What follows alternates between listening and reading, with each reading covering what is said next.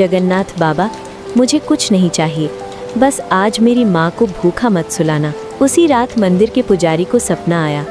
उन्होंने देखा भगवान जगन्नाथ मुस्कुरा रहे हैं और कह रहे हैं, मेरी बेटी बाहर बैठी है, क्या मेरे घर में उसके लिए अन्न नहीं? पुरी के पास एक छोटा सा गांव था।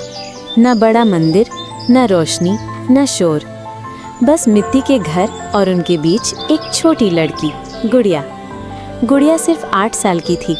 उसकी आंखों में सपने थे, लेकिन पेट में भूख। उसके पिता मछुआरे थे। समुद्र उनसे सब कुछ छीन चुका था, नाव भी, जाल भी, और एक दिन उन्हें भी, माँ और बेटी। अब गुड़िया और उसकी माँ दूसरों के घर काम करके जीवन काट रही थी। माँ अक्सर कहती थी, बेटा, भगवान सब देख रहे हैं। लेकिन गुड़िया के मन में एक सवाल था, अगर भगवान सब देखते हैं तो वो हमें क्यों नहीं देखते? बारिश वाली रात, एक दिन तेज बारिश हो रही थी। माँ बीमार थी, घर में चूल्हा नहीं जला था। गुड़िया बाहर निकली और नंगे पांव मिट्टी में चलती हुई पूरी मंदिर की तरफ बढ़ गई। रात थी, मंदिर बंद था। छोटी सी प्रार्थना। गुड़िया ने मंदिर के दरवाजे के बाहर बैठकर कहा, जगन्नाथ बाबा, मुझे कुछ नहीं चाहिए, बस आज मेरी माँ को भूखा मत सुलाना। उसकी आवाज़ कांप रही थी, आंसू गिर रहे थे। मंदिर के अंदर उसी रात मंदिर के पुजारी को सपना आया। उन्होंने देखा भगवान जगन्नाथ मुस्कुरा रहे हैं और कह रहे हैं, मेरी बेटी बाहर बैठी है, क्या मेरे घर में उसके लिए अन्न नहीं? दरवाज़ा खुला। पुजारी घबरा कर उठे। मंदिर का दरवाज़ा खोला। बाहर वही छोटी लड़की, भीगी हुई, ठिठुरती हुई। पुजारी ने पूछा, बेटी, तुम यहाँ? गुड़िया ने बस इतना कहा, बाबा से मिलने आई हूँ।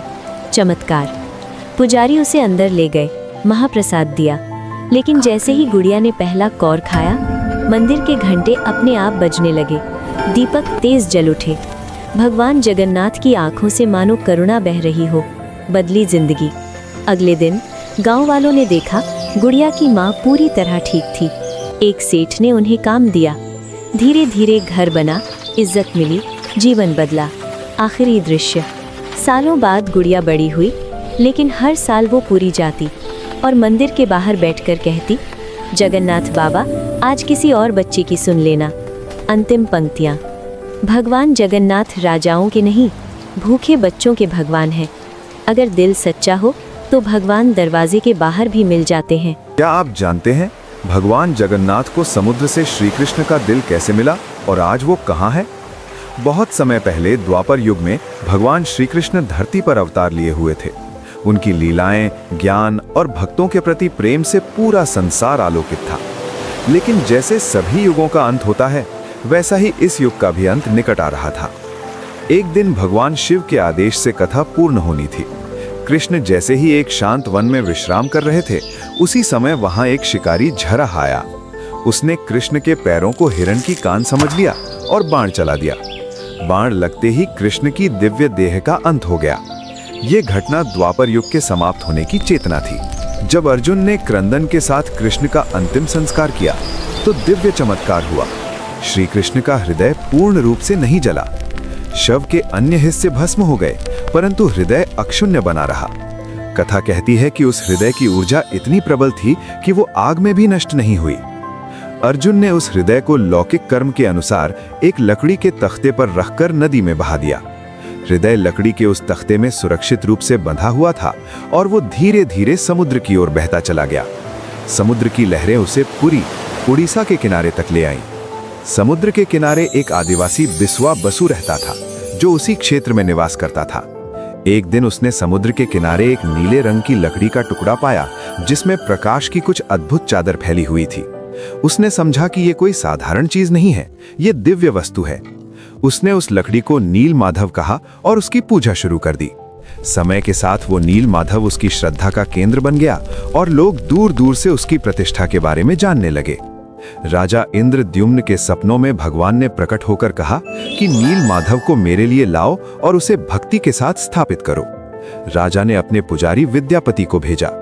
जब विद्यापति नील माधव को देखने गया, तब आदिवासी बिस्वा बसु ने कहा कि तुमको आंखों पर पट्टी बांधकर मार्ग का अनुसरण करना होगा, तभी तुम उसे देख पाओगे। विद्यापति ने नियम स्वीकार किया उस आदिवासी द्वारा अंधेरी यात्रा करवाई गई और अंततः उन्होंने नील माधव को खोज निकाला। राजा ने नील माधव के पास पहुंचकर समझा कि ये केवल एक मूर्ति नहीं, ये हृदय का दिव्य रूप है जिसे स्वयं भगवान ने संरक्षण दिया था।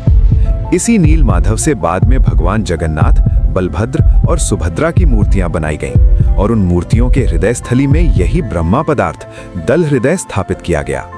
कथा कहती है कि यही हृदय आज भी पुरी के जगन्नाथ मंदिर में सुरक्षित है और उसकी धड़कन भक्तों के हृदय को छूती है, बिना किसी वैज्ञानिक यंत्र के बिल्कुल जीवित जैसा अनुभव देती है। आज भी जब नवकलेवर यानी ब्रह्मा परिवर्तन नाम की परंपरा में मूर्ति को बदला जाता है, तो यही हृदय ब्रह्मा पदार्थ नए शरीर में प्रवेश कराया जाता है, क्योंकि ये भगवान की असली आत्मा ऊर्जा मानी जाती है। श्री कृष्ण के अनंत अस्तित्व।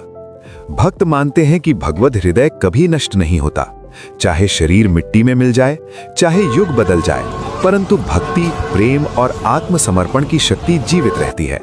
यही भावना जगन्नाथ रूप में हमारे सामने विद्यमान है, एक ऐसे भगवान के रूप में जिनका हृदय कभी नष्ट नहीं हुआ और वो आज भी हमारे बीच अपने भक्तों को प्यार, शांति और आशा प्रदान करते हैं।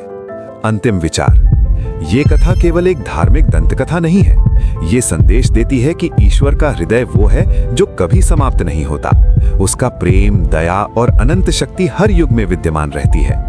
और जब भी हम जगन्नाथ जी के दर्शन करते हैं तो ये माना जाता है कि हम सीधे भगवान श्री कृष्ण के हृदय की ऊर्जा को महसूस करते हैं, बिना किसी समय और बिना किसी दूरी के।